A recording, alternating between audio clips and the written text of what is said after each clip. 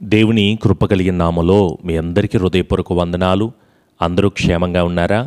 మరొక రోజుని మరొక వాగ్దానాన్ని వినడానికి ప్రభు మనందరికి ఇచ్చిన గొప్ప కృప. మీ ప్రార్థన అవసరతలు తెలియచేయండి. వాటన్నిటి విషయమే ప్రార్థన చేద్దాము. 40 రోజుల ఉపవాస ప్రార్థనను కొనసాగించండి. దేవుడు మీ జీవితాల్లో అత్యద్భుతమైన కార్యములు జరిగించబడునుగాక. ఆమెన్. లేఖన భాగాలు తెరిచి కీర్తనలు 86వ కీర్తన 13వ వచనము, నా ఎడల నీవు చూపిన కృప అధికమైనది. For great the mercy towards me. Praise lord. ఆయన కృప అంట చాలా శ్రేష్టమైనది. ఆయన కృప వల్లనే మనం జీవిస్తున్నాము. ఆయన కృప లేకపోతే మనమే పాటి వారము. పౌలు గారు అంటారు కదా, నీ కృప నాకు చాలును తండ్రి అంటారు. కృప అంటే ఏంటి? అర్హత లేని బిడ్డలకి అర్హతనివ్వడమే కృప. మనం దీవించబడడానికి, మనం ఆశీర్వదించబడడానికి, మనం కృప పొందుకోవడానికి, మనం అనేకమైన మేలులు పొందుకోవడానికి మనం చేసే ప్రార్థన అని మనం అనుకుంటాం. కానీ ఆయన తన ఉచితమైన కృపనివ్వబట్టే కాపుదల పొందుకుంటున్నాం. కానీ మనం చేసే ప్రార్థన ఏపాటిది? ఎంతసేపు ప్రార్థన చేస్తావు? ఎన్ని గంటలు ప్రార్థన చేస్తావు? మహా అయితే కొద్ది సమయం ప్రార్థన చేస్తూ ఉంటావు. ఆలోచించుకున్నావా? నేను చేసే ప్రార్థనకి, ఆయన నా పట్ల చూపించే కృపకి అసలు ఏమాత్రం పొంతనుందా? దేవుడు మన పట్ల ఎంతో మేలు దయచేస్తున్నాడు, ఎంతో కృపను అనుగ్రహిస్తున్నాడు. ఆయన నాకేమీ కలుగు చేయలేదు అని ఎప్పుడూ అనుకోబాక. ఆయన నీకు ఇచ్చిన ఆహారాన్ని బట్టి దేవుని స్తుతించు. వస్త్రాలు లేక అనేక మంది ఎంతో బాధపడుతున్నారు కదా, నీకు ఇచ్చిన వస్త్రాలను బట్టి దేవుడిని ఎంతగానో స్తుతించు. ఇల్లు లేక ఎంతమంది కృంగిపోతున్న మనుషులుగా ఉంటున్నారు. దేవుడు నీకు షెల్టర్ ఇచ్చాడు, తినడానికి మంచి ఆహారం ఇచ్చాడు, మంచి కుటుంబ సభ్యుల్ని ఇచ్చాడు, ఆరోగ్యాన్ని ఇచ్చాడు కదా, ఐశ్వర్యమునిచ్చాడు, ఆయుష్నిచ్చాడు, కాపుదలు ఇచ్చాడు. నీ దారిద్రతను కొట్టివేసి ఇప్పుడు నువ్వు ఇంప్రూవ్ అవ్వడానికి, నీవు దీవించబడడానికి. ఇంతకుముందు చదువు లేక ఎంతగానో కృంగిపోయిన మనుషులు, ఇంతకుముందు ధనము లేక ఎంతగానో బాధపడుతున్న మనుషులు, ఈరోజు మీ స్థితి ఎలా ఉంది?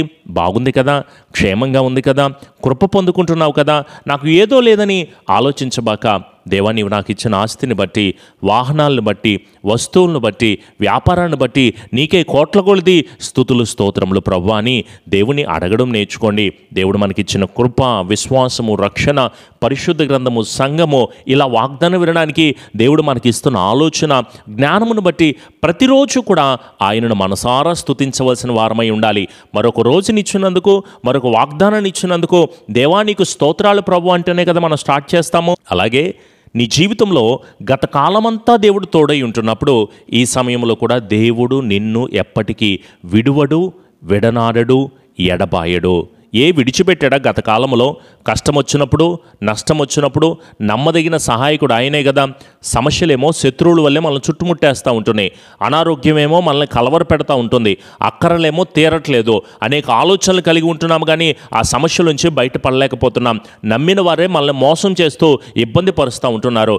ఎవరు ఉన్నా లేకపోయినా, ఎవరు ఉండి నిన్ను వదిలిపెట్టేసినా సరే, శ్రమలు ఏ రూపంలో వచ్చి నీ జీవితాన్ని నాశనం చేయడానికి ప్రయత్నం చేసినా, ఎవరు ఉన్నా ఏమి ఉన్నా లేకున్నా మనతో నిత్యము ఉండే దేవుడు ఉన్నాడు కదా. ఆయన యందే విశ్వాసం ఉంచు, ఆయన యందే ఆనందించు. పరిస్థితులు మారతాయి కాదు, మనుషులు మారుతారు, మనసులు మారుతాయి, మనస్తత్వాలు కూడా మారుతాయి.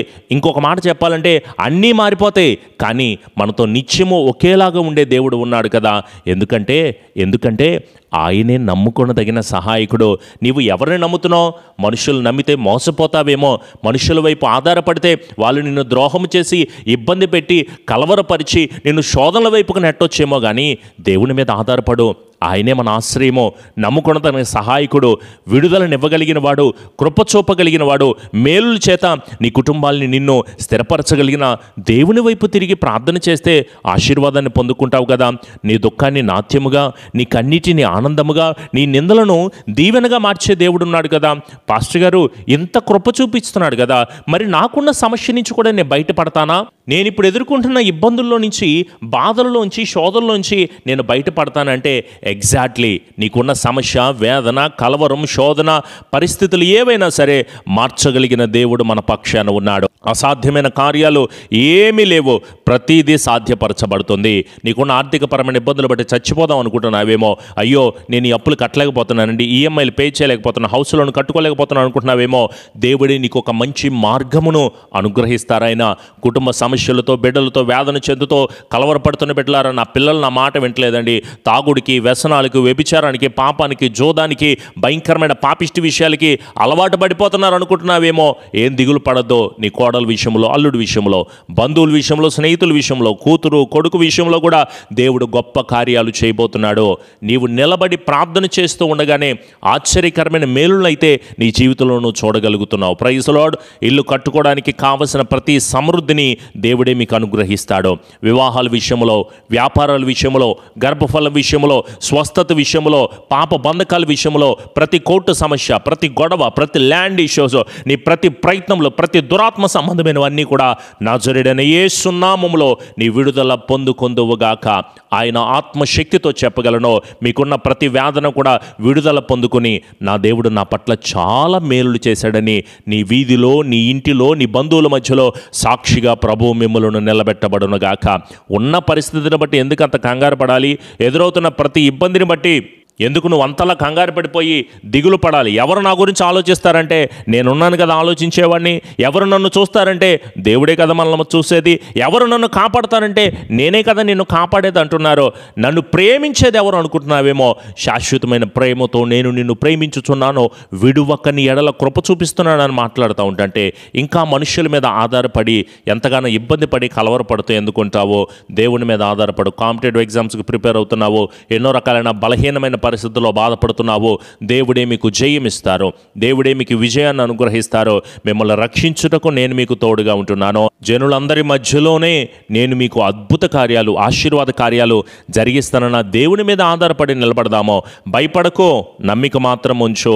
ఆయనంట దుఃఖపడు వారిని, దీనులను క్షేమమునకు లేవనెత్తుతాడంట.